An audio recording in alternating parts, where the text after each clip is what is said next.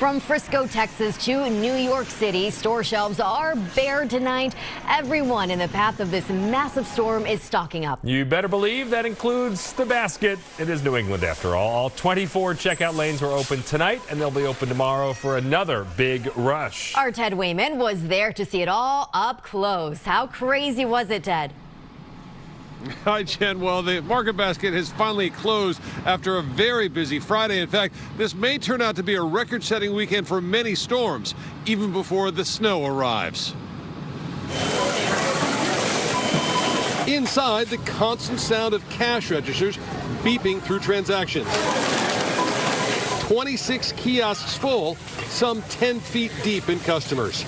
Parked just outside, a van carrying shoppers with an LED message board that reads, "Hurry everyone, get the milk, eggs, and butter with 2 T's and an H." Now, are you prepared to kind of hunker down for the storm? I don't think I have a choice, do I? Jim McLaughlin of Needham is among hundreds of shoppers Friday night, all getting essentials to get them through at least Tuesday. Guess how long people have been stocking up for this snowstorm? It started on Wednesday and been here pretty much straight out since Wednesday. Yes, plenty of bread and milk orders here.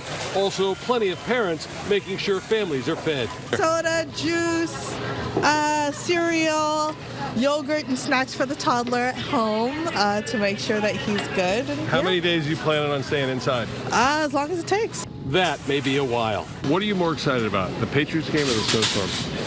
The Patriots game. How about the storm? Just New England.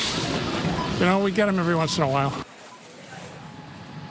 Yes, we do. The last storm this size approached Boston was 4 years ago, and stores are expected to stay busy right up until the first flakes fly. Live in Waltham, I'm Ted Wayman, WCVB News Center 5. What a scene.